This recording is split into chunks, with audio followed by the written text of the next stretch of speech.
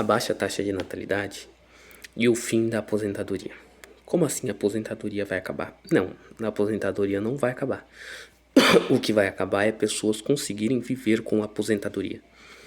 Porque é o seguinte, por mais que o governo fale que não, como é que funciona o esquema de pirâmide da aposentadoria brasileira?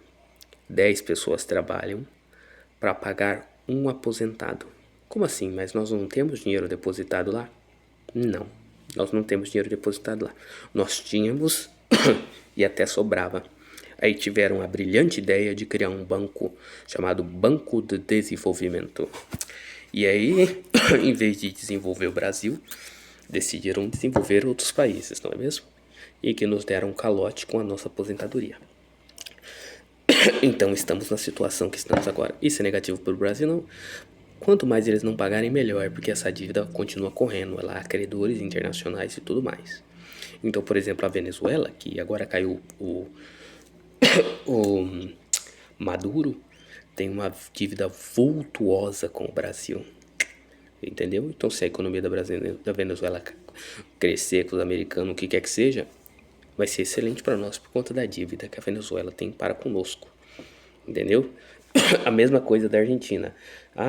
Estabilização do Milei contra Lula, contra o Milei, nada. A Argentina tem uma dívida vultuosa para com o Brasil. Então, para o Brasil é positivo que a Argentina seja estabilizada economicamente. Entendeu?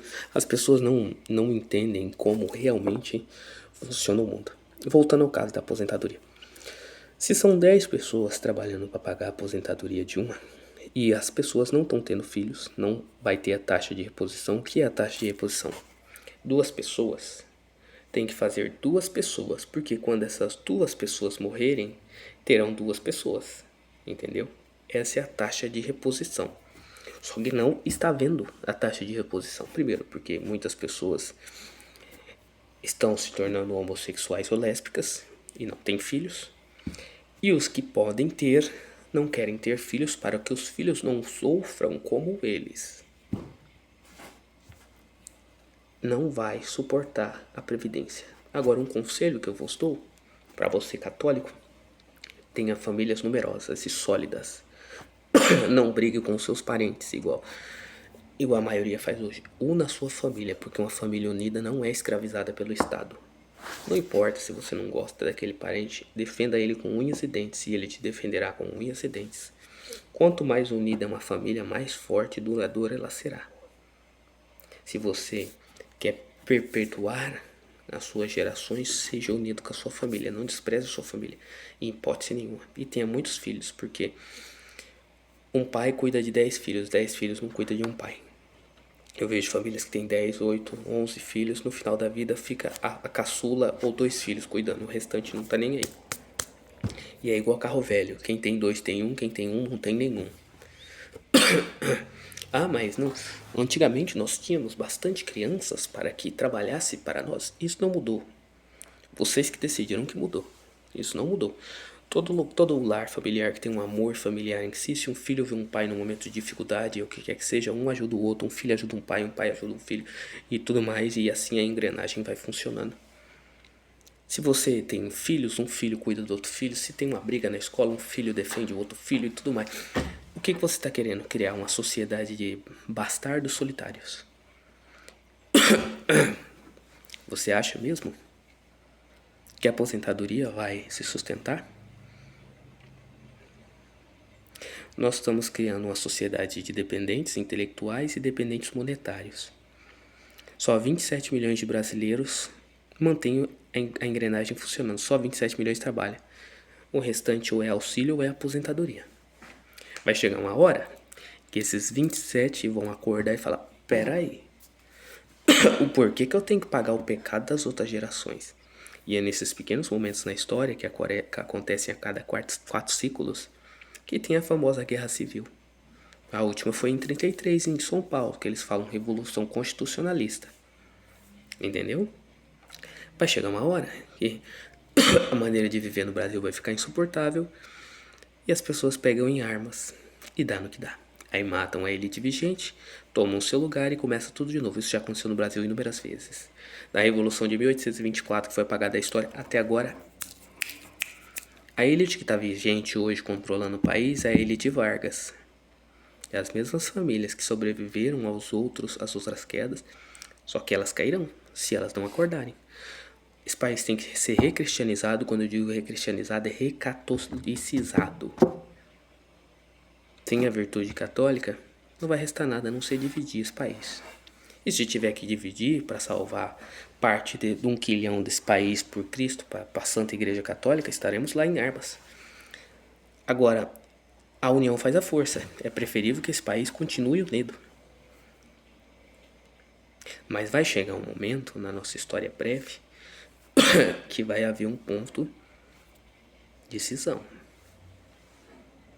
Momentos fáceis criam pessoas fracas que criam momentos difíceis. Essa vida brasileira maravilhosa do oba-oba, isso vai acabar. Tá certo? Vamos ter virtude católica, vamos rezar o terço, vamos ir pra missa. E a nossa lealdade é para com o bispo de Latrão. Lembre-se disso. E para com nosso Senhor Jesus Cristo. O bispo de Latrão é o Santo Papa. Tá certo? Não existe direita, não existe esquerda. O mundo é um palco, cada um tem seu papel. Não tem direita e esquerda. Parem com isso de direita e esquerda. Não tem. São apenas peões no tabuleiro. Se cair um, outro amanhã vai estar no lugar. Alguém se lembra do Dr. Enéas Carneiro de Oliveira? Acredito que era esse o nome dele. Aquele homem teria sido o melhor presidente da história desse país. E o povo escolheu quem? O povo sempre escolhe errado. A maioria sempre está errada. Lembra da Bíblia. A democracia é satânica. A primeira eleição foi a de Cristo. E crucificá-lo. E crucificá-lo. Entendeu? Eu espero que eu tenha abrido a mente de vocês e católicos que não querem ter filhos quando chegar perante Deus, que eu acredito que nem chegarão porque não tiveram filhos, quando chegar no mármore gelado lá embaixo, porque o Espírito Santo é fogo. Então o que é quente, ao contrário do que as pessoas pensam que o inferno é quente, o inferno é frio e úmido. Tem inúmeros santos tal que descrevem que desceram ao inferno e tudo mais. Ao contrário do que vocês pensam, tá? O Espírito Santo é quente, acalentador, o fogo acalenta e as trevas são escuras e úmidas.